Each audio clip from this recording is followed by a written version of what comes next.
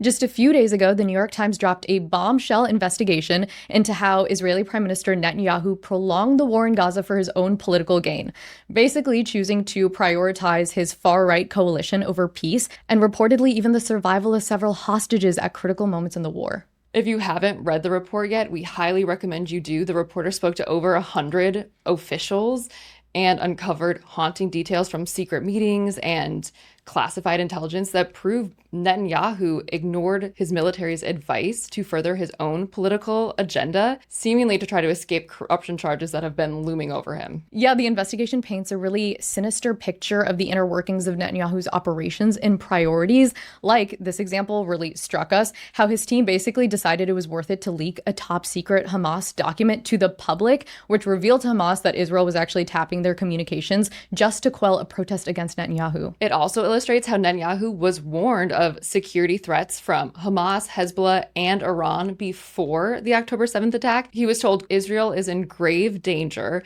and he chose to do basically nothing about it and instead focus on domestic politics. And then when the attack happened, he immediately started deflecting blame onto his security chiefs. And this piece cites a never previously reported conversation between Netanyahu and his top military chief just minutes after the October 7th attack, basically discussing how war has begun. And even though his security chiefs had warned him of an attack, the prime minister is careful to emphasize in this recorded call that he doesn't know anything because he wasn't warned specifically about a frontal invasion from Gaza. And so this pattern of prioritizing optics by deleting recorded conversations and secretly changing timestamps is persisting basically throughout the war. Yeah, it seems very important to him not to bear any responsibility for this oversight, even if that means casting doubt on the competence of his own military. So we are thrilled to speak to New York Times writer Ronen Bergman, who's one of the authors of this explosive investigation. Ronen also wrote the book Rise and Kill First: The Secret History of Israel's Targeted Assassinations.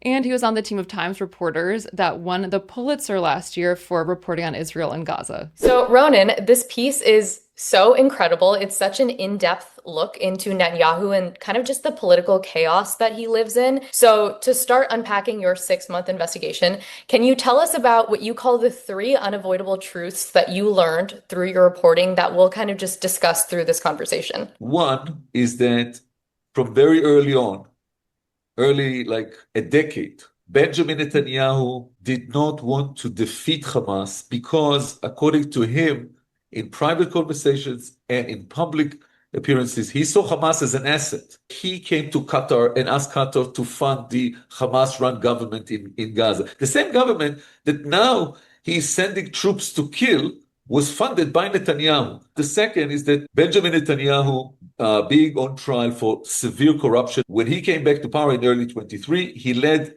a what he called a reform, but was basically a judicial overhaul to weaken the gatekeepers, to weaken the judiciary. And what happened was that it started a massive rift inside the Israeli people, inside the citizens of Israel. Millions went to the streets. It weakened the defense forces of Israel. The enemies circling Israel, they saw that, and they said, maybe this is the good time to attack. The third, and much of the story is dealing with that third, is that Benjamin Netanyahu, throughout the last 2 years, had quite a few chances when he stood on a T-junction. He could take a right turn, sign a deal that would bring back the hostages, end of the destruction of Gaza, and something that was a trophy for Netanyahu, a massive political achievement, a normalization of relations with Saudi Arabia. But he took a left turn. Instead of all of those good things, instead of, turning the page into a new future for the Middle East, he decided to continue the war. And I think he does want to release the hostages, and he does want to have normalization with Saudi Arabia. But there are things he wants more, or to be more precise, there are things that he fears more. He was more afraid of the integrity of his coalition and the extreme right wing. They want to continue the war. They want to annex the Gaza. They want to expel the Palestinians. They want to reestablish the settlements. And they said, if you go to a ceasefire, you don't have a government. And so we have all seen, the world has seen the devastating cost of not reaching a ceasefire in Gaza. Can you help us understand what has been the cost of delay for Israel? what you just said was one of the prices to pay, the massive, unbelievable deterioration from the point of view of all the world, watching in horror the devilish attack of Hamas on Israel on October 7th, butchering civilians. The whole world was very sympathetic with Israel. And from that point to where we are now, and I think that Israelis don't know, Israelis watching Israeli TV, don't know how this looks in the world.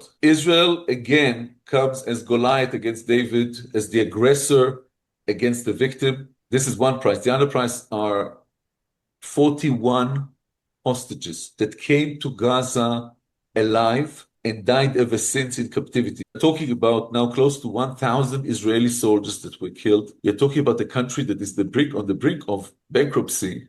Before October 7th, the military had concluded that Israel is in grave danger. What was really interesting to us is that it seems like through your piece, Netanyahu started deflecting responsibility and kind of blaming the military and security, saying, they're the reason that the country isn't prepared. Why was he doing that? Is that like wise during, time of war to blame the military of your own country?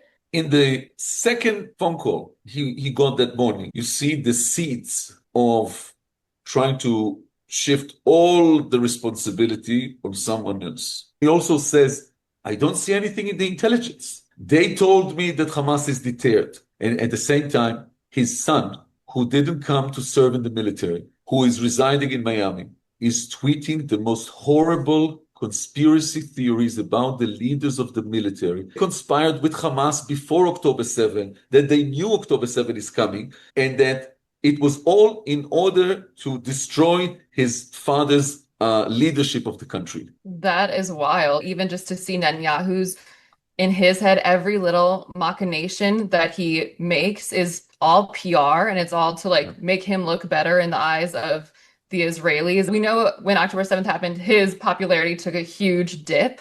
How has he been able to come back into favor? Who do they blame for prolonging it if it's not him? So if you look at the polls, you'll see that vast majority of the Israelis think that he as well is responsible.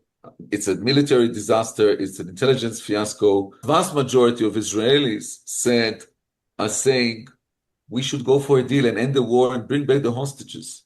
I think that the most telling scene in the story, for me at least, was that in a certain point, the Biden administration got so frustrated and so desperate with Netanyahu. He wanted to speak with Netanyahu in his own language, and they knew that he is like a fan. He's obsessed with polls. So they told him that at least 50% of the Israelis are in favor of a deal. And he looked at the American seniors in the White House and says, not 50% of my voters. Ugh. Now, to say something like that, when you talk about people that every day are going through such misery, and you say, I don't care. Now, what happened is that he is a political genius. He is being assisted by the massive propaganda machine, nicknamed in Israel the poison machine, that is able to, first of all, crush any opponent, invent stories that just by having such a strong speaker, so they can use their channels and their bots and their Twitter accounts. And at the end of that, the machine supersedes everything in Israel. His aide forbade the military from recording the meetings. So it's a machine, it's a whole system. He believes that if he doesn't, he might end up in jail because of the corruption charges. So to fight the corruption charges, and this is the reason behind the judicial overall, he needs to still be the prime minister. It's all connected. And we are getting closer and closer, I think, to one bleak climax on the last chapter. Your piece discusses how Netanyahu's political ambitions don't just influence the war in Israel and Gaza. Israel's military attacks have expanded past that to Iran, Lebanon, even Syria. That's been happening this week. And you write about how that's also influenced by Netanyahu trying to curry favor with this far-right coalition. Why does he need to attack these other countries to do that? Yeah. Nothing is black or white. There are, of course, all the shades of gray in the middle. The problem is that you don't know with Netanyahu how to divide between his politics. So, for example, there was I would say, a cosmic coincidence that exactly in the last minute before the Haredi parties threatened to leave the coalition, he calls one of the leaders secretly to his room. He had him sign a special secrecy document, and then he whispered to his ear, Israel will launch war against Iran. Then he says, now you want to quit? Before? Now, very interesting coincidence that he timing all of that, and at the end, there are national security considerations inside what he has done. Because of this, he is now in his peak of power after October 7, stronger than ever because he basically smashed most of his rivals and competition. Making it personal to you as an Israeli journalist living in Israel, what is it like writing critically about Israel's position on the war and the Israeli government? Like, we know even our American journalist colleagues feel so much pressure not to criticize Israel. I can answer you with the number of death threats I'm getting a day, the throes of filth that the poison machine is using against me. Benjamin Netanyahu and his ministers said publicly that I tried to disclose to Hezbollah the pager operation in order to sabotage it. So they said that the chief of staff leaked to me the fact that the pages are booby-trapped. I published that in order to tell Hezbollah, in order to sabotage the operation, all of that just because we wanted to destroy the leadership of Netanyahu. Now, it's insane, but these people enjoy parliamentarian immunity, and I cannot sue them. But this is not about me. Israel is under dire threat of stopping being the state of the Jews and a democracy at the same time. And I think that our work as journalists bringing the truth out, what leaders in the Middle East, especially Netanyahu, are doing, and have them accountable for what they did.